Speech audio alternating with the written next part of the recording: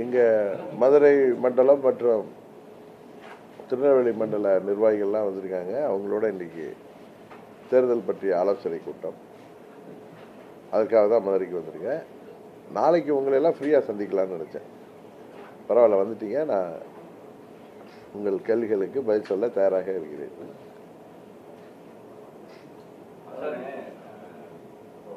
செங்கோட்டையன் அவர்கள் வந்து நேற்று பார்த்துருப்பீங்க, உங்களுக்கு தெரிஞ்சிருக்கும். தாவேக்கால அவங்கள கொண்டு வரதா அவரும் திட்டம் வச்சதாகவும், அது வந்து அவங்க சந்தர்ப்ப சூழ்நிலை காரணமாக, அதாவது டிடிவி வந்து எங்களோட வர நினைச்சாரு. சில சந்தர்ப்ப சூழ்நிலையால அவர் வந்து எங்களோட வர முடியல. எங்க இருந்தாலும் டிடிவி தினகரன் அவர்கள் நல்லா இருக்கட்டும் அப்படின்னு பேட்டி கொடுத்திருக்காரு. நான் பார்த்தேன், இப்பதான் பார்த்தேன். என்னைக்கு நேற்று சொல்லியிருக்காரா? இன்னைக்கு அதான் இப்பதான் பார்த்தேன், எனக்கு வந்துருச்சு, போன்ல பார்த்தேன். அதாவது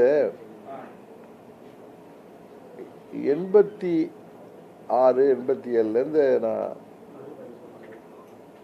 அம்மா அவர்களோட இருந்த காரணத்தினால அந்த காலத்திலேயே அதிமுகவில் உள்ள நிர்வாகிகள், அப்பொழுது மேல்மட்டம் மற்றும் மற்ற மட்டங்களில் உள்ள நிர்வாகிகள் எல்லாமே எங்களோட ரொம்ப நெருங்கி பழகுவார்கள். நாங்கள்லாம் ஒரு உறவினர்கள் போல தான் இருப்போம். ஜாதி மதங்களுக்கு அப்பாற்பட்டு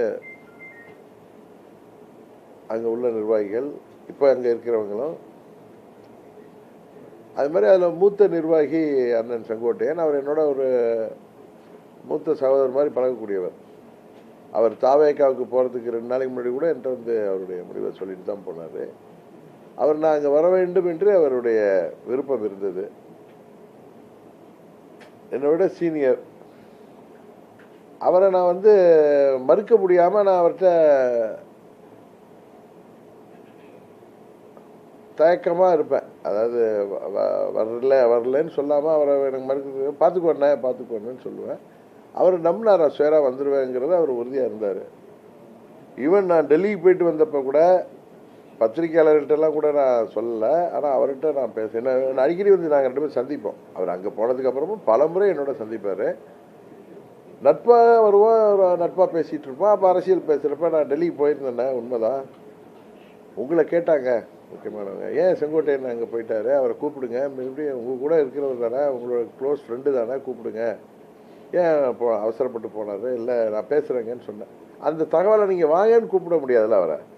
இந்த தகவலை முக்கியமான தலைவர் உங்களை கேட்டாங்க, அது சரி வராதுங்க எனக்கு அப்படின்னு சொன்னார். அவர் பேசியிருந்தோம். நான் வருவேன்னு நம்பினார். நான் அவரை மறுக்கலை, அதாங்க. அதனால சொல்கிறேன், சூழ்நிலையெல்லாம் ஒன்றும் இல்லை. நம்ம வந்து 21 அவர் அங்கே இருந்தப்பே நான் இதே முடிவை எடுத்து தான் அன்றைக்கே மாண்புமிகு அமித்ஷா அவர்களோட பேசி அது முடியாமல் போனது. அப்போயும் நான் இதே முடிவை தான் சொல்லியிருந்தேன், தேர்தலில் நான் நிற்க போகிறது இல்லைன்னு. நான் இருக்கு உங்களுக்கு. இப்போ என்ன வந்துட்டு யாரும் நிற்கக்கூடாது, அழுத்தம் அதெல்லாம் ஒன்றும் கிடையாது. நீங்கள் சோசியல் மீடியாலேயும் ஊடகத்துலேயும் எதுவும் பரபரப்பாக செய்தி வேணும்னு தினகரன்ட்ட என்னிட்ட யாரும் அழுத்தமும் கொடுக்க முடியாது, ஏன்னா யாரும் டிக்டேட் பண்ணவும் முடியாது, உங்களுக்கு தெரியும். நானும் அப்போ எடுத்த முடிவு தான் 21 இதே தான் சொல்லியிருந்தேன். ஏன்னா நம்ம போகிறப்ப அரசியலுங்கிறது நிறைய சதி நிறைந்த ஒரு துறை. அது இதில் தேவையில்லாத ஆட்சி அதிகாரம்லாம் வர்றப்ப தேவையில்லாதவர்கள், தேவையில்லாத சகுனிகள், கூடிகள்லாம் நிறைய இருப்பாங்க. இதெல்லாம் அவாய்ட் பண்ணணும். ஒரு ஹெல்த்தி ரிலேஷன்ஷிப் வேணும். ஒரு ஆட்சி அமைகிறப்ப அது நல்லா ஹெல்த்தியாக இருக்கணும் அப்படிங்கிற ஒரு இதில் நான் தான் ஓப்பனாக சொன்னேன், ஒரே உரையில் 2 கத்தி இருக்கக்கூடாது. அதனால் நான் தான் போட்டியிடலைங்கிற முடிவெடுத்தேன். அது நான் தான் அறிவித்தேன். நான் வந்து கேட்டப்போ கூட நான் ஒன்றும் சொல்லாமல் இருந்து இன்னும் முடிவெடுக்கலைன்னு சொல்லிட்டு போகலாம். நான் யதார்த்தத்தை உண்மையை சொன்னேன். இதில் யாரும் நீங்கள் நிற்கக்கூடாதுன்னு சொன்னாங்க, நிற்க வேணான்னு சொன்னாங்கன்னு சொல்கிறதெல்லாம் அது அவங்க ஆசைக்கு போடுறது. அப்படி இன்றைக்கி நான் நினச்சா கூட நாளைக்கு போய் நிற்க முடியும். இன்றைக்கு நான் மதுரையில் உட்காந்து நீங்கள்லாம் சொல்கிறீங்க, எங்கள் கட்சிக்காரங்கெல்லாம் சொல்கிறாங்கன்னு நான் நிற்கணும்னு போட்டின்னு நினச்சேன். என்ன மாற்றிக்கிறதுல என்ன இருக்குது? அதை மாற்றிக்கூட முடிவெடுத்தால் அது என்ன சட்டமா? அது மாதிரிலாம் இல்லை. எதுக்காக சொல்கிறேன்னா, அவருக்கு வந்து இது மாதிரி கண்டிஷன்ஸு அப்படிலாம் எந்த கண்டிஷன் எதுவும் கிடையாது. நாங்கள் கூட்டணிக்கு வரணும், அம்மாவுடைய ஆட்சி அமைக்கிறதுக்கு வரணுங்கிறதுக்கான நட்பு ரீதியான அணுகுமுறை தான் எங்களை அணுகினார்கள். அதுக்கு நான் போனப்பயே முக்கியமான தலைவர்கள் கூப்பிட்டு நான் 2-3 ரூம் போனேன். அப்போ அண்ணன் இபிஎஸ் அவர்களும் அவர்கள்ட்ட ஏஎம்எம்கே நம்ம கூட கூட்டணிக்கு வரணும் அப்படிங்கிறது அவருடைய சம்மதத்தோடு தான் என்கிட்ட பேசினார். அவர் பேசும்போது கூட இன்னொரு இதை சொல்றாரு, கூட்டணி பத்தி நாங்க ஒவ்வொருத்தையும் பேசும்போது டெல்லியில இருந்து வந்துடுறாங்க, என்ன பிரச்சனைன்னு எனக்கு தான் தெரியும். சில விஷயங்கள் நான் வெளியே சொல்லாம இருக்கிறது நல்லதுங்கிற அவர் சொல்றதுல இருந்து என்ன புரியுதுன்னா, ஒரு அழுத்தத்துக்கு உட்படுத்தி இந்த மாதிரியானதை அவர் சொல்ல வராரோ அப்படின்னு. அவர் நீங்கள் அதை உங்களுக்கு ஏதாவது ஒன்று ஈடு கிடைக்குதான்னு பார்ப்பீங்க, இடுக்கு கிடைக்குதான்னு. ஏன் அண்ணன் தான் டெல்லிக்கு பல முறை போனார், பல முறை போய் மத்திய உள்துறை அமைச்சரே போய் சந்தித்துலாம் வந்து அவரே சொல்லியிருக்காரு. கரெக்டாக அவருக்கு அழுத்தம் இருந்தால் எப்படி போயிருப்பார் தாவேக்கார்? என்னங்க அவருக்கு அழுத்தம் இல்லைல்ல, அவருக்கு இல்லாத எங்களுக்கு மட்டும் எப்படி எடுக்க முடியும்? அது எல்லாம் 1000 சொல்லலாம். அவர் சூழ்நிலைன்னு சொல்கிறது நான் வந்து நீங்கள் சூழ்நிலையை நீங்கள் இன்டர்பிரேட் பண்ணுறீங்க, கரெக்டு தானே? அவர் அப்படி சொல்லலை. அவர் டெல்லி வந்து எல்லோரும் எங்கிட்ட பேசிட்டு தானே இருக்காங்க, அவர்கிட்டையும் பேசிட்டு தானே இருந்தாங்க. நான் என்ன சொன்னேன், அப்போ நீங்கள் இந்த கேள்வி கேட்கறது முடிய அண்ணனை நான் பார்த்தப்ப டெல்லி போயிட்டு வந்து பார்த்தப்ப நான் 2-3 முறை போனேன். இந்த மாலை முரசு டிவியில் வந்த சமயங்களில் இந்த மாதிரி வந்திருக்கேன்னு கேட்டார். ஆமாங்க நான் போயிட்டு வந்தேன். அது மாதிரி உங்களை கூட கேட்டாங்க, ஏன் உங்கள் ஃப்ரெண்டாச்சே அப்படிதான் கேட்டார். Is your friend, why he has gone there, ask him to come with us அப்படின்னு சொன்னாங்க. ஐ வில் ட்ரை சார் சொன்னேன். அதான் நடந்துச்சு. அதான் நான் அவர்கிட்ட சொன்னேன். அவர் சிரிச்சு நான் எப்படிங்க வர முடியும், என்ன ரொம்ப இன்சல்ட் பண்ணிட்டாங்க அதிமுகவில் அப்படின்னா. ஓகே அதோட விட்டேன். அதோட சூழ்நிலைங்கிறது நான் அம்மாவுடைய ஆட்சி அறையணும், அம்மாவுடைய கூட்டணியில் செல்றதை தவிர வேற முடிவு நான் எடுக்க முடியாது. ஏன்னா நம்மளாம் அரசியலுக்காக அம்மாட்ட வரல, அம்மாவால் அரசியலுக்கு வந்தவன். நான் தீரன் சின்னமலை சிலைக்கு மாலை போட்டு அங்கே நிற்கிறப்ப அன்றைக்கு அண்ணன் அதுக்கு முன்னாடி ஓபிஎஸ் அவர்கள் ஸ்டாலின் அவர்கள் வீட்டில் போய் துக்கம் விசாரிச்சுட்டு வந்தப்போ அவர் பேட்டி கொடுத்ததை வச்சு பல கேள்விகள் வந்துச்சு. அப்போ நான் அப்பயே சொன்னேன், நான்லாம் மற்றவங்க எப்படியோ அப்போ ஒரு பெரிய லிஸ்ட்டே வாசித்தேன், ஆர்மியிலேருந்து ஆரம்பித்து சேகர்பாபு வரை.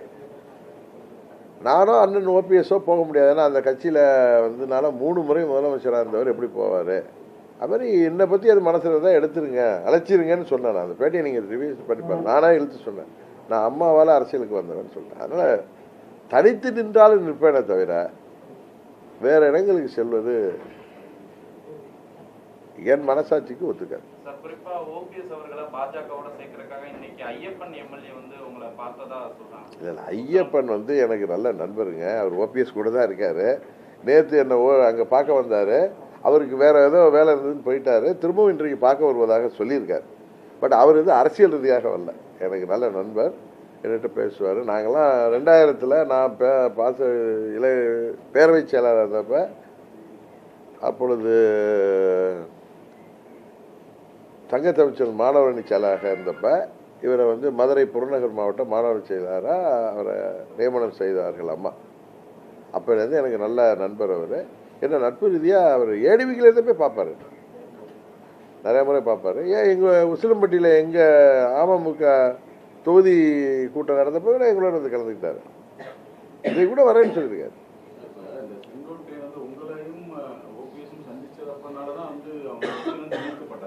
அந்த சூழல் இப்ப நீங்க திருப்பியும் ஓரளவு முன்னாடியே அதெல்லாம் அவரை திருப்பி உங்க கூப்பிடுறதுக்கான வாய்ப்புகள் இருக்கா? அங்க இருந்து இல்லை, நான் தான் கூப்பிட்டேன்னு சொன்னேன்.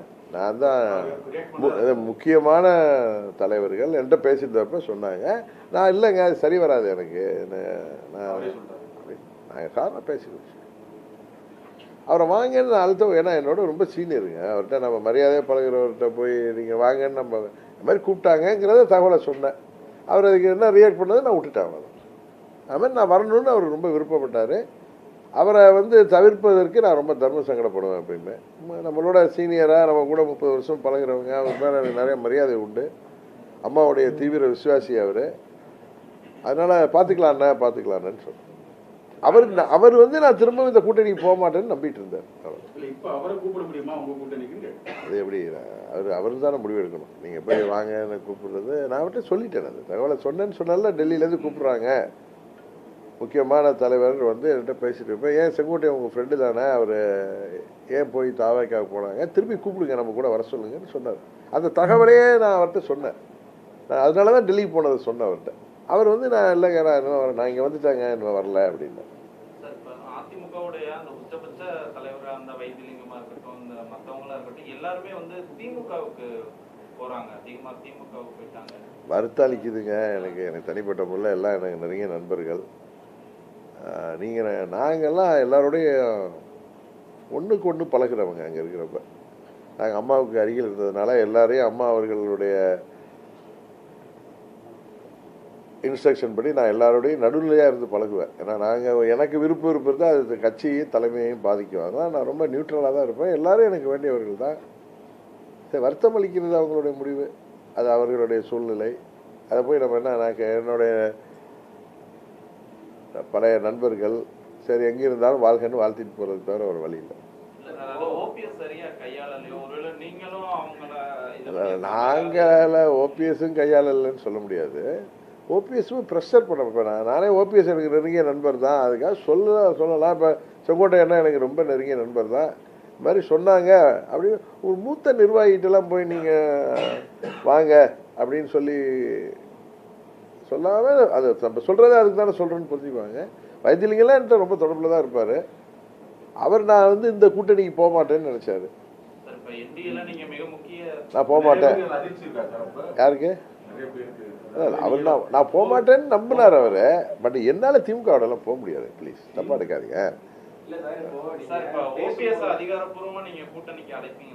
நேற்று கூட அழைப்பு கொடுத்தேன் உங்க மூலம் அதிகாரப்பூர்வமா நான் அழைப்பீங்களான்னு.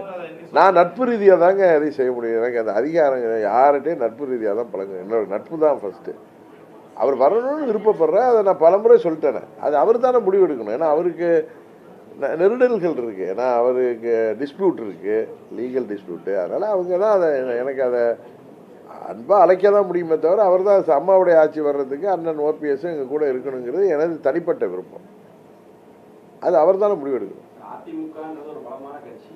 நீங்க இப்ப அன்னைக்கு சண்டே நீங்க சொல்லலாம். இந்த சண்டையினால பாத்தீங்கன்னா இந்த கட்சியை நீங்க பிளவுபட்டு நீங்க உங்களோட இருக்கக்கூடிய முக்கிய நபர்கள் திமுக போகிற அளவுக்கு இந்த கட்சி இருக்கு. இப்போ இது வலிமையா இருக்கு. மீண்டும் சார் யாரோ நபர்கள் போறதுனால ஒரு கட்சி வலு அந்த ஏரியாவில் அவரை சேர்ந்தவர்கள் இந்த மாதிரி போகலாம். சில பேர் கேண்டிடேச்சர் உள்ளது போகலாம். தேர்தலில் அது எப்படி வருதுன்னு பார்ப்போம். அதனால அப்படியே எந்த ஒரு தனிநபரை நம்பி எந்த கட்சியும் இருக்காது. அவர்கள் இருந்து அந்த கட்சியை பலப்படுத்துறது உண்டு. அவங்க போனால் அந்த இடத்துக்கு வேற ஆள் வந்துட போகிறாங்க. சில காலம் வேணால் பிடிக்கும்.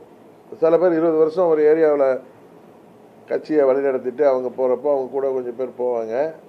அந்த இடத்துல அடுத்த நபர்கள் உருவாவாங்க. அது காலப்போக்கில் அது ஆட்டோமேட்டிக்காக சரியாகும். அதுக்காக ஒரு கட்சிங்கிறது எல்லாத்தையும் தாண்டினது. இப்போ கூட தான் எங்கள் தென்மண்டலத்தில் என்னுடைய நெருங்கிய நண்பராக இருந்த ராஜா அவர்கள் தனக்கு இங்கே வாய்ப்பு கிடைக்காது அப்படிங்கிறதுல போயிட்டார். 8 ஆண்டுகள் நம்ம எதை எடுத்து போராடணுமோ அவங்க அவரோட சேர்ந்தது எனக்கு பிடிக்கும். அப்படி கிடையாது. நான் ஏற்கனவே ஏப்ரல் மாதமே அதிமுக எங்கள் கூட்டணிக்கு வந்துச்சு. 4 மாதம் அங்கே தானே இருந்தோம். நான் செப்டம்பர் மாதம் தானே வெளியே வந்தேன். அப்போல்லாம் அது மாதிரிலாம் சொன்னதில்லை. இவங்க வந்துட்டாங்க வெளியேறணும்னு சொல்லியிருக்கலாம். எனக்கு நல்ல நண்பர் அவரோட பேசுகிறேன் சொல்லலாம். யாரும் ஒருத்தர் சொல்லியிருக்கீங்களா? அவங்க அவங்க ஏற்றுக்கிட்டாங்க. என்ன சொன்னாங்க? அவங்க நம்மளை கூப்பிடல, மீட்டிங் கூப்பிடல, நம்ம கட்சி பேரை சொல்லலைங்கிற ஆதங்க தான் பட்டாங்களே தவிர யாருமே நம்ம இவங்களை எடுத்து தான் போகிறான்னா அவங்க திரும்பி வந்துட்டாங்க. அவர் கடம்பூர் மாணிக்க ராஜா உட்பட யாருமே இவங்க வந்ததை ஏற்றுக்கக்கூடாதுன்னு என்கிட்ட சொன்னவங்க யாருமே கிடையாது. எவ்வளோ சீனியர்ஸ்லாம் இருக்காங்க, யாரும் சொன்னதில்லை. அது இயற்கையான எங்கள் அண்ணன் தம்பியாக ஒரே குடும்பத்தை சேர்ந்தவங்க தானே. எங்களுக்குள்ளார சண்டை பிரிஞ்சோம். இன்றைக்கு நாங்கள் எல்லாம் மீண்டும் ஒன்றாகிறதுல நீ கூட நிர்வாகிகளாக சொன்னாங்களா ஆட்டோமேட்டிக்காக எல்லாம் சரியாயிட்டோம். நீங்கள் நிர்வாகிகள்லாம் கூப்பிட்டு நான் பேசினேன்ல, அதெல்லாம் ஆட்டோமேட்டிக்காக ஜெல் ஆகிட்டோம். எல்லாம் ஜெல் ஆகிட்டோம். இப்போ அதானே கூப்பிட்டு பேசுகிறேன். அதான் சார். இல்லை சார், நீங்கள் என்ன தான் பேசினாலும் இது நாங்கள்லாம் ஒரே குடும்பம், அம்மாவுடைய குடும்பம். கட்சிங்கிறது குடும்பம் தானே. இல்லை ஜாதி மதத்துக்கெல்லாம் அப்பாற்பட்டு எங்களுக்குள்ளார ஒரு இணைப்பு இருக்கும். அதில் நீங்கள் சொல்கிற மாதிரி எனக்கு ஒரு தீங்கு நடந்தப்போ எனக்காக எல்லாம் போராடினாங்க. அதில் பல பேர் பாதிக்கப்பட்டது எல்லாம் உண்மைதான். அதே நேரத்தில் எல்லார் மனசுலையும் நம்மளாம் ஒன்றாகணுங்கிற எண்ணமும் பொதுமக்கள் எங்களுக்கு நீங்கள் சொல்கிறீங்களா அழுத்தம் ப்ரெஷர்லாம் பொதுமக்கள் மத்தியில் தான் இருக்குப்பா. நீங்களாம் ஒன்றாப்பா ஜெயிக்க முடியும்னு எங்களை பார்க்குறவங்களே சொல்லுவாங்க. எல்லாம் ஒன்றாயிடுங்கப்பா அப்படிம்பாங்க. அதனால் எங்கள் நிர்வாகிகள் இன்றைக்கி உட்காந்துருந்தாங்க மீட்டிங். நீங்கள் வேணால் யாராவது ஒருத்தர் ஒண்டி உட்காந்துங்க. எங்கள் நிர்வாகிகள் இப்போ அடுத்து ஒரு மாவட்டம் தெற்கு மாவட்டம் பார்க்க போகிறோம். யாருமே எல்லாம் எல்லாம் எல்லாம் அங்கங்கே ஒன்றா பழகிட்டோங்க. எல்லாம் ஒன்றும் பிரச்சனையே இல்லைங்கிறேன். என்னுடன் இருப்பவர்கள் அமைச்சராகிறதா என்னுடைய ஆசைன்னு சொல்லியிருக்கீங்க சார். அது ஏற்றுக்குருவாங்களா சார்? இல்லை சார், நான் நீங்கள் ஒரு இடத்த ஒண்டி எடுத்துக்கிட்டு வாங்க வெற்றி, நீங்கள் ஒரு இடத்த ஒண்டி எடுத்துக்கிட்டு கேட்குறீங்க. நான் பேசினதோடைய சாரத்தில் நான் தேர்தலில் போட்டியிடலை. என்னை சேர்ந்தவர்கள் எனக்காக 8 வருடம் என்னோடு பயணித்தவர்கள் பல கஷ்ட நஷ்டங்களில் ஆட்சி அதிகாரம்லாம் இருந்தப்போ அதை விட்டெல்லாம் அது அம்மாவுடைய கட்சியை விட்டுட்டு அம்மாவுடைய தொண்டர்கள் வெளியே என்னோடு இப்போ டேவிடோ சகோதரியோ இல்லை நம்ம வேறோ இது மாதிரி இங்கே உட்காந்துருக்காங்க எல்லாருமே. முருகன் வந்திருக்காரு, மாவட்டத்தில் பழைய நிர்வாகி, எல்லாருமே பழைய நிர்வாகிகள். எல்லாரும் விட்டுட்டு வந்தாங்க, எனக்கு அளிக்கப்பட்ட தீங்கு எதிர்த்து வந்தாங்க. அவங்களெல்லாம் வந்து அதில் தகுதியானவர்கள், அவர்களை வேட்பாளர்களாக நின்று அவர்கள் சட்டமன்ற உறுப்பினர்களாக ஆக்க வேண்டும். அவர்களுக்கு வாய்ப்பு கிடைத்தால், நான் சொல்கிறத நீங்கள் வந்து அப்படியே கட் பண்ணி பேசுகிறீங்க. எனது ஆசைன்னு தான் சொன்னேன். கரெக்டாக ஆசைன்னா நான் ஆசைப்பட்றேங்க, இங்கே ஒரு வீடு இந்த ஹோட்டல் மாதிரி பக்கத்தில் ஒரு ஹோட்டல் கட்டுன்னு ஆசைப்பட்டா அது மாதிரி எனது விருப்பம். அதுக்காக கூட்டணியில் போய் ஒரு எந்த என்ன சொல்கிறது எந்த கண்டிஷன் கிடையாது. இட்ஸ் நாட் ஏ கண்டிஷன், விருப்பம். வாய்ப்பு கிடைத்தால் எங்களுக்கு, அவங்களும் எங்கள் சகோதரர்கள் தானே, கொடுக்க வாய்ப்பு இருக்குல்ல, வாய்ப்பு கொடுக்க. ஏன் வாய்ப்பு இருக்காதுன்னு நினைக்கிறீங்க? பொதுவாகவே தமிழ்நாட்டில் ஒரு கூட்டணி ஆட்சி அமைவதற்கான சூழ்நிலை இருப்பதாகத்தான் என்னிடம் உங்கள் மாதிரி சீனியர் ஜேர்னலிஸ்ட்டு, சர்வே எடுக்கிறவங்க, அரசியல் லோக்கர்கள்லாம் சொல்கிறாங்க. அதுமாதிரி கூட்டணி வாய்ப்பு வரப்போ நாங்கள் அதுக்காக ப்ரெஷர் பண்ண மாட்டோம். நட்பு ரீதியாக சுமூகமாக ஒரு கூட்டணியில் சேர்ந்தேன்னா அந்த கூட்டணி வெற்றிக்கு நான் எப்படி 24 நான் அன்கண்டிஷனலாக பிஜேபி கூட்டணிக்கு போனேன். என்டிஏவுக்கு நான் சீட்டு கூட கேட்கல. அண்ணாமலையே சொல்லுவார் அவர். நான் ஏன்னா எங்களுக்கு சட்டமன்ற தேர்தல் தான் எங்கள் ஆளுங்க விருப்பம் இல்லை, நானுமே நிற்க விருப்பம் இல்லைன்னு தான் சொன்னேன். அவங்க எல்லாம் நீங்கள் நிற்கலைன்னா கன்வர்ஷன் ஆஃப் ஓட்டு வராது, அது கொஞ்சம் கஷ்டமாக இருக்கும், நின்றுங்கன்றதுனால அது நின்றேன் நான் உங்களுக்கு. அதனால் நான் ஒரு கூட்டணிக்கு போகணும்னு முடிவெடுத்தேன்னா நான் ஏன்னா நாங்கள் பல கூட்டணிகள் அம்மா 89லேருந்து அமைச்சப்ப பல கூட்டணிகள் அமைவதற்கு நான் அதில் அம்மாவுக்கு கூட இருந்து பார்த்தேன். அதனால் கூட்டணி அமைகிறப்ப அதில் உள்ள கஷ்ட நஷ்டங்கள் எனக்கு தெரியும், பல கட்சிகள் வந்து சேர்றப்ப. அதனால் நம்ம ஒரு கூட்டணியில் போகிறப்ப ஸ்மூத்தாக அதை கொண்டு போனால் தான் அந்த கூட்டணியை வெற்றி பெறுவதற்கு நம்மளால் ஒரு பிரச்சனை வந்துடக்கூடாதுன்னு நினைப்பேன். அதனால் நாங்கள் ரொம்ப ஸ்மூத்தாக தான் அதை ஹேண்டில் பண்ணுவோம். நாங்கள் வந்து நியாயமான கோரிக்கைகள் தான் கேட்போம், நியாயமான தகுதியான வேட்பாளர்களுக்கு தான் கேட்போம்.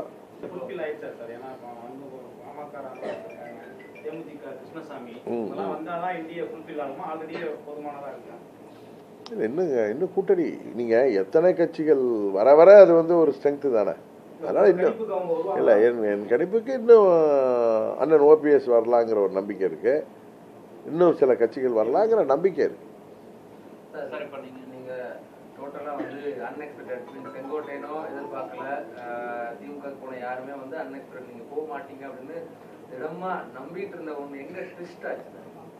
நான் முதல் நாள் செப்டம்பர் 6 மூக்கையா தேவர் நினைவு நாள் அன்றைக்கி போயிட்டு வந்தப்போ தான் உங்கள்கிட்ட நீங்கள் எல்லாம் என்கிட்ட வந்து கொஸ்டின்லாம் கேட்டீங்க. அப்போ சொன்ன எனது முதல் சாய்ஸ், நான் வெளியில் வந்துட்டேன், இருந்தாலும் எனது முதல் சாய்ஸ் என்டிஏ தான் சொன்னேன். அதை கரெக்டாக பாண்டே தான் பிடிச்சிட்டு பேசிகிட்டே இருப்பார், நீங்கள் அதெல்லாம் விட்டு கடந்து வந்துட்டீங்க. ஆனால் இப்போ சொல்கிறேன், எனக்கு பிடித்த கூட்டணி தேசிய ஜனநாயக கூட்டணி. அம்மாவுடைய ஆட்சி அமைப்பதற்காக அந்த கூட்டணியில் செல்ல வேண்டும் என்பதுதான் எனக்கு பிடித்தது, எங்கள் நிர்வாகிகளுக்கும் பிடித்தது. எங்கள் நிர்வாகிகளுக்கெல்லாம் நம்மளை ஏற்றுக்கொள்ளங்கிறப்ப கோவம் வருது. அவர்கள் சார்பாக இருக்கக்கூடியவன் நான் தான் அதனால வெளியில் போனேன். எனக்கு தனிப்பட்ட இந்த இதெல்லாம் பார்க்க மாட்டேன் நான். அதே மாதிரி 21 இப்போ சொல்லுங்கள், 19, 17லேருந்து 4 ஆண்டுகளில் 10, 21லேயே முக்கிய அமித்ஷா அவர்கள் நாங்கள்லாம் ஒரே அணியில் வரணும்னு சொல்லி பேசி முடிவெடுத்து அதெல்லாம் முயற்சி செய்து முடியல. அப்போயும் நான் இதே ஸ்டேட்மெண்ட் தான் கொடுத்தேன், நான் தேர்தலில் போட்டியிட மாட்டேன், என்னை சேர்ந்தவர்கள் 40 பேருக்கு வாய்ப்பு வாங்கி கொடுக்குறது தான் கேட்டிருந்தேன். அன்றைக்கி நிறைவேறலை. இன்றைக்கு அந்த கூட்டம் நிறைவேறிருக்கு. அதனால் இதில் இந்த ட்விஸ்ட்டில் ஏதாவது நான் அன்றைக்கி சொன்னேன் உங்கள்கிட்ட. நான் இன்றைக்கி இன்னொரு தொலைக்காட்சி பேட்டியிலேயே நான் பல முறை டெல்லியில் சேர்ந்து முக்கியமான தலைவர்கள்லாம் சந்திச்சிருக்கேன். அந்த முறை ஒரு 2 மாதத்துக்கு முன்னாடி என்ன பாருங்க வெற்றி, அந்த முறை என்னை அழைத்தப்ப முக்கியமான தலைவர், தமிழ்நாட்டில் அம்மாவுடைய ஆட்சி, என்டிஏ கூட்டணி ஆட்சி வரணும், திமுக அந்த ஊழல் திமுக ஆட்சியை முடிவு கொண்டு வரணுங்கிறதுல ரொம்ப முனைப்பாக இருந்து செயல்படக்கூடியவர் அவர். இபிஎஸ் வந்து முழு சம்மதத்தில் இருக்கார், நீங்கள் தான் சொல்லணும்னு சொன்னார். ஏன்னா ஓகேன்னு சொல்லிட்டு வந்தேன்னு சொன்னேன், அவ்வளோதான். அதை வந்து அவங்க வந்து அதை எப்போ சேர்க்கணுமோ அப்போ சேர்த்துக்கலாம் அப்படின்னு சொன்னாங்க. நான் சரின்னு வந்தேன், அவ்வளோதான். இதனால் இந்த ட்விஸ்ட்லாம் 2 மாதத்துக்கு முன்னாடியே அந்த இதெல்லாம் சரியாயிட்டு கரெக்டாக. அதனால் உங்களுக்கு வெளிப்படுத்துறது நாங்கள் ரொம்ப லேட்டாக, அவ்வளோதான். அதான் சார் விமர்சனம் தான். ஒரே குடும்பத்தை சேர்ந்து அண்ணன் தம்பின்னா திருப்பி அதே ரிப்பீட் பண்ணணுமா? எங்களுக்குள்ளார உள்ள மன வார்த்தை எல்லாத்தையும் தூக்கி போட்டு அண்ணன் தம்பி சண்டையில் சேர்றது இல்லையா? அதே மாதிரி சேர்ந்துட்டோம். நாங்கள் தானே நீர் எடுத்து நீர் விலகாமல் நாங்கள் தானே சண்டை போட்டோம். இப்போ நாங்கள் 2 பேருமே விட்டுட்டோம். எனக்கு தானே கஷ்டம் வந்துச்சு. நானே மறந்துட்டு போயிட்டேன். எங்கள் ஆட்சி வரணும், திமுக விடக்கூடாது. இன்றைக்கி தமிழ்நாட்டில் சட்டம் ஒழுங்கு சரியில்லை, ஊழல், எங்கே பார்த்தாலும் ஊழல்.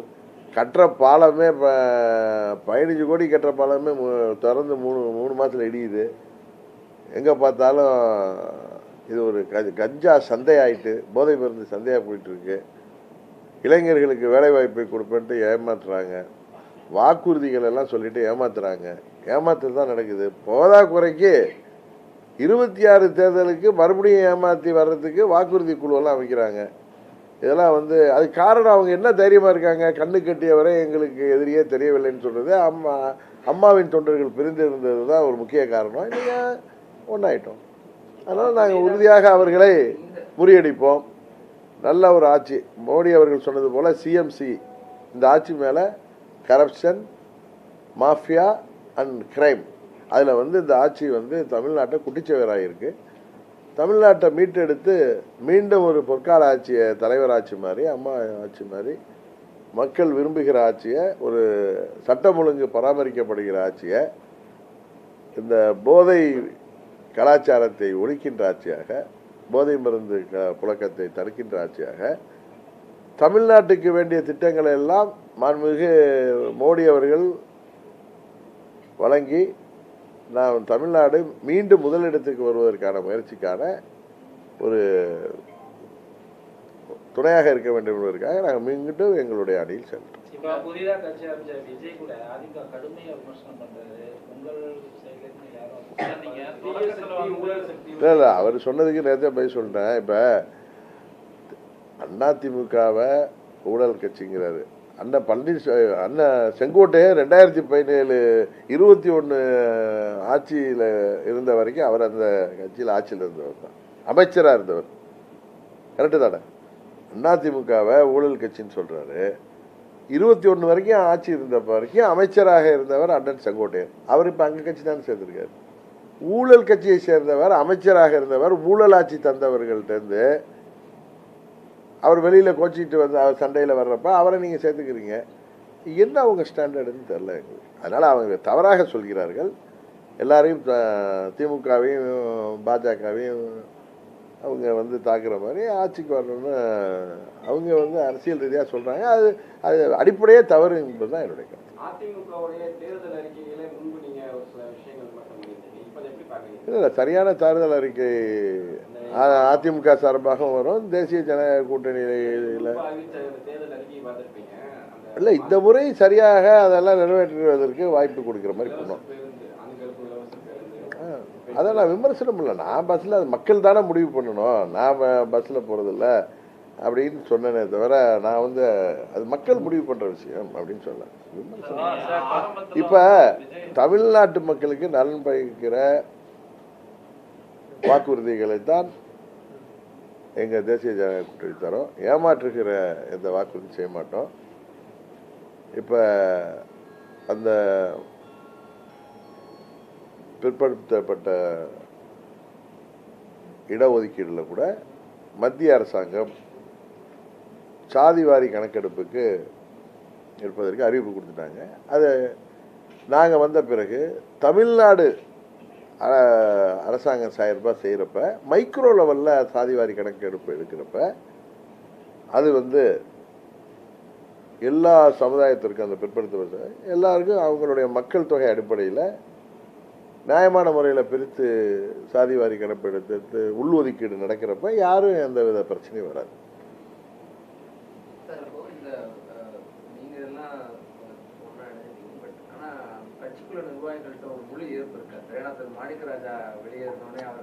யாரோ அங்கே ஒன்று இங்கே ஒன்று அது காரணமே இப்போ என் நல்ல நண்பர் தான், அவர் பழைய நண்பர் தான். இல்லை எனக்கு நல்ல நண்பர் இல்லை, அப்படி இல்லை. என்னுடைய நண்பர் அவர் எனக்கு 2007 தெரியும். அதுக்கு முன்னாடி 99 தெரியும். அதனால் நண்பர்கள் தான். நான் எல்லாத்தையும் ஃப்ரெண்டாக தான் இருப்பேன். இவரை கூட கரெக்டாக பண்ணி பேசுவேன். அது நான் ஒன்று நாங்கள் தலைவர் அவங்க அப்படிலாம் நான் எப்பயுமே நண்பர்களாக தான் இருப்பேன் எல்லாரோடையும். ஏப்ரல் 11, 25 ஏடிஎம்கே எங்கள் கூட்டணிக்கு வந்துச்சுல்ல, 4 மாதம் அந்த கூட்டணியில் தான் நாங்கள் இருந்தோம். பல முறை என்னோட சந்திச்சிருக்காருல்ல. அப்போல்லாம் அந்த கூட்டணி நம்ம 8 ஆண்டு எதிர்த்து அரசியல் பண்ணோம், அவங்க அந்த கூட்டணி நம்ம இருக்கக்கூடாது வெளியேறணும்னு சொல்லியிருந்தாருன்னா நியாயம் இருக்குது.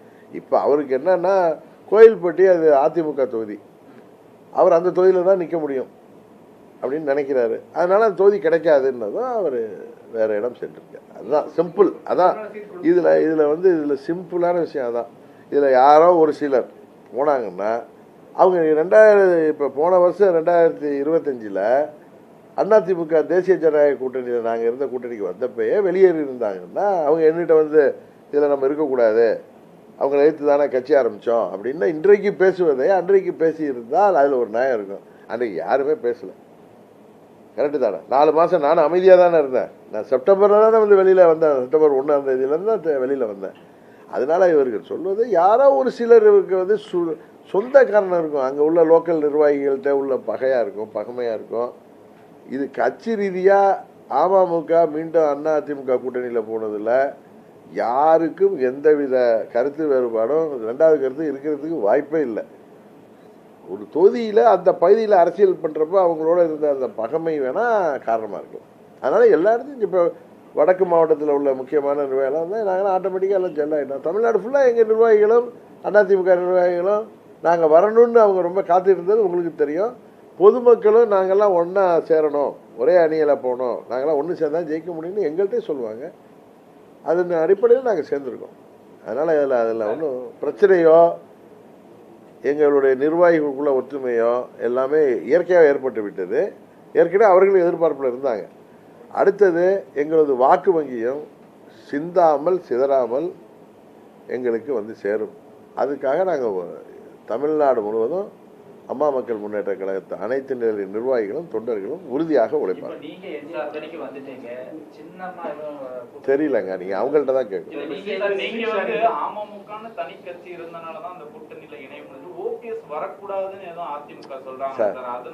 இல்லை சார், அவங்களுக்குள்ள டிஸ்பியூட் இருக்குல்ல, டிஸ்பியூட் லீகல் டிஸ்பியூட்னா சும்மா நம்ம 2 பேச்சுவார்த்தை சண்டை இல்லை.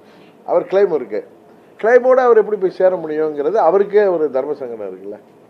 அதான் அந்த டிஸ்பியூட். அதை வந்து இன்னும் பேசவே ஆரம்பிக்கல சார். நீங்கள் தான் தொலைக்காட்சியில் எதை போட்டிருக்கீங்க, இன்னும் ஆரம்பிக்கவே இல்லை. அதெல்லாம் நீங்களாம் எதை வேணாலும் சொல்கிறீங்க, நானும் சிரிச்சுக்கிறது. எனக்கு பொதுவாக சார் நான் வந்து இதை கொடுங்க அது கொடுங்கன்னு எனக்கு கேட்குற சுவாபம் கிடையாது. நான் கேட்க வர்றது கேட்க போகிறது உங்களுக்கே சொல்கிறேன். என்னை சேர்ந்து 8 வருடம் பயணித்த தகுதியான வேட்பாளர்களுக்கு ரீசனபுளாக நான் கேட்பேன். அதுக்காக 100 தொகுதி கொடுங்கன்னு கேட்குற கட்சி இல்லை. நான் ரீசனாக கேட்பேன், அவங்களுக்கு அது நிச்சயம் தெரியும் நாங்கள் ரீசனபுளாக இருப்போம். அதை சுமூகமாக முடிஞ்சிடும், யாரும் நினைக்கிற மாதிரி எதுவும் நடக்காது. தேர்தலில் அம்மாவுடைய ஆட்சி அமைப்பதற்கு எல்லோரும் விட்டு கொடுத்து அதிமுகவும் நாங்களும் அண்ணன் தம்பிகள் தான் இடையில பிரிஞ்சிருந்தோம், இணைஞ்சிட்டோம். அதனால் ஒற்றுமையாக இருந்து என்டிஏ கூட்டணி வெற்றி பெறுவதற்கு நாங்கள் உறுதுணையாக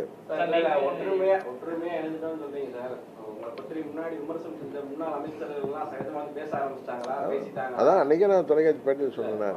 சார் அண்ணன் தம்பி சண்டை தானே சார், நீங்களே இருப்பீங்க, உங்கள் பங்காளியும் உங்களுக்கும் வெட்டு குத்து வரைக்கும் கூட போயிருக்கோம், போலீஸ் ஸ்டேஷனில் கேஸ் போயிருக்கோம். அதுக்கப்புறம் ஒன்றா ஒரு பிரச்சனையில் ஒன்றா இருப்பேன், எல்லாம் ஒன்றா தானே இருப்பேன், எல்லாம் பேசுறதே மறந்து போயிடும். எங்களுக்கு நான் இருக்காது. அன்னைக்கு கூட நான் பல முன்னாள் அமைச்சர்களை அங்கே மதுராந்தகம் பிரதமர் வந்த மீட்டிங் போயிருந்தோம். முன்னாடி இவங்கெல்லாம் கூட இருந்தாங்க, என்னோட டேவிட் இருந்தார். நாங்கள் ஒரு 7 பேர் அங்கே மேடைக்கு போகிறவங்க போய் உட்காந்துருந்தப்போ அவங்களும் அங்கே வந்திருந்தாங்க. மேடையில் வர்றவங்க எங்களோட சகஜமாக தானே பேசுவேன்.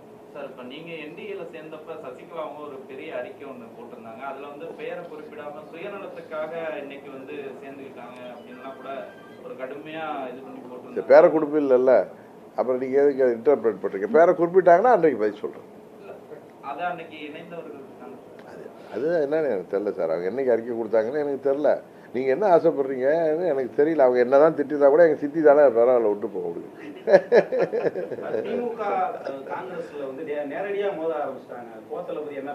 நீங்கள் இவ்வளவு நேரம் நான் எதாவது வெயிட் பண்ணிட்டு இருந்தேன். எங்களை பற்றி அப்படியே வெட்டி உடையாது கேட்குறாரு.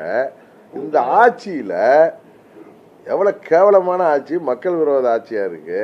ஒரே எங்கே பார்த்தாலும் கொலை. அன்னைக்கு கூட தொலைக்காட்சியில் பார்க்குறோம், நம்ம ராதாபுரம் பக்கத்தில் 10 குவாரி, 1 2 இல்லை 10 இல்லீகல் மைனிங் நடக்குது, கனிம வள கொள்ளை நடக்குது. அதை தட்டி கேட்ட அதிகாரிகள் கொல்லப்படுகிறார்கள்.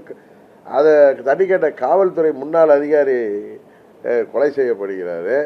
இன்றைக்கு தமிழ்நாட்டில் நடக்கிற அனைத்து சமூக விரோத செயல்களுக்கும் பின்னணியில் திமுக இருக்குங்கிறது கண்கூடாக தெரிகிறது. காவல்துறைக்கே இன்றைக்கு புதுசாக இன்னொரு டிபார்ட்மெண்ட் போட்டு காவலர்களை போலீஸ் டிபார்ட்மெண்ட்டை பாதுகாக்க இன்னொரு ஏதாவது சென்ட்ரல் கவர்மெண்ட்லேருந்து என்எஸ்சி மாதிரி ஒரு டீம் போடணுமா என்னன்னே தெரியல. எங்கும் ஊழல். நெடுஞ்சாலைத்துறையில் 30% மேலே கமிஷன் வாங்கப்படுவதாக புகார்கள். அதே மாதிரி வேலை பணி கொடுப்பதற்காக பல கோடி ரூபாய் ஊழல். டிரான்ஸ்ஃபர்லேயே 365 கோடி ஊழல். இதான் வெளியில் வந்திருக்கு. இது மாதிரி மின்சாரத்துறையில் ஊழல், எல்லா ஊழலும் இப்போ வெளியில் வரப்போகுது. அன்னைக்கு அண்ணன் ஏபிஎஸ் போய் 4.5 லட்சம் கோடி ஊழல் நடந்திருப்பதற்கான ஆதாரங்களை போய் கவர்னர்கிட்ட கொடுக்குறார். கவர்னரே அவர் என்ன சொல்கிறார், இங்கே தமிழ்நாட்டில் சென்னை ஒரு கொலை நகரமாக மாறிவிட்டது. கவர்னர் பதவி தேவையா இல்லையாங்கிறது வேற. ஆனால் தமிழ்நாட்டில் இன்றைக்கு நடக்கிற இந்த அகம்பாவம் பிடித்த ஆட்சியில் இப்படி ஒரு மூக்கடாங்கயிறு பதவி இருக்கிறது தான் தமிழ்நாட்டுக்கு இன்றைய தேவைக்கு நல்லதுங்கிறது தான் என்னுடைய கருத்து. இன்னொன்று, கண்ணு கேட்டிய வரை எங்களுக்கு இது எதிரிகள் இல்லைன்னு பேசுகிறாங்கன்னா, நாங்கள்லாம் பிரிந்து கிடந்ததுனால இன்றைக்கெல்லாம் ஒன்றாயிட்டோம். தேர்தலில் பார்த்துக்குவோம். முதலமைச்சர்னா தமிழ்நாடு இன்றைக்கு எல்லா துறைகளிலும் பின்னடைந்திருக்கு. ஏற்கனவே 4வது இடத்துல இருந்து 6வது இடத்துக்கு வந்திருக்கு. இன்றைக்கு வாக்குறுதிகளை தான் நிறைவேற்றவில்லை. எல்லாமே உண்மை தானே. ஏதோ ஓட்டுக்கு 1000 2000 கொடுத்து ஏழை எளிய மக்களை விலைக்கு வாங்கிலாம் நினைக்கிறாங்க. அதெல்லாம் நடக்காது. அதையெல்லாம் தாண்டி இந்த முறை அவர்கள் வீட்டுக்கு அனுப்பப்படுவார்கள். தன் மகனுக்கு உதயநிதி ஸ்டாலினுக்கு எப்படியாவது முடிசூட்டி விட வேண்டும் அப்படின்னு அவர் நினைக்கிறாரு. உறுதியாக அது நடக்க போவதில்லை. அதுதான் உண்மை.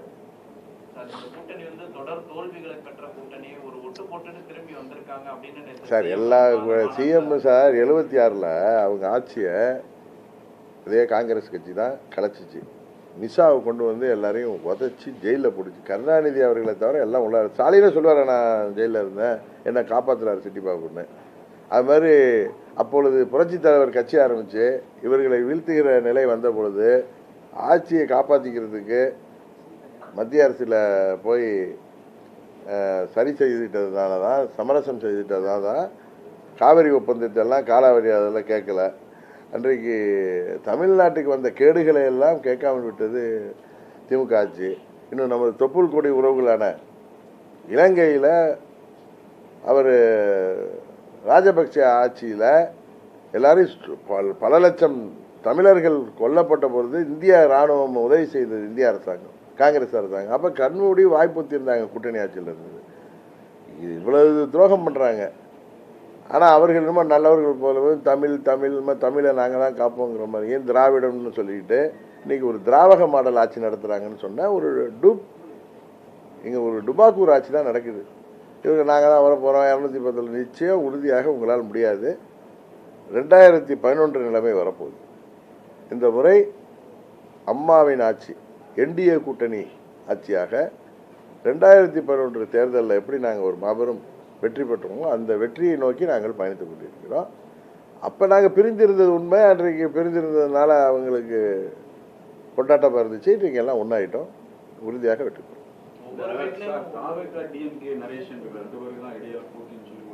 சொன்னேன், அதான் வரேன்.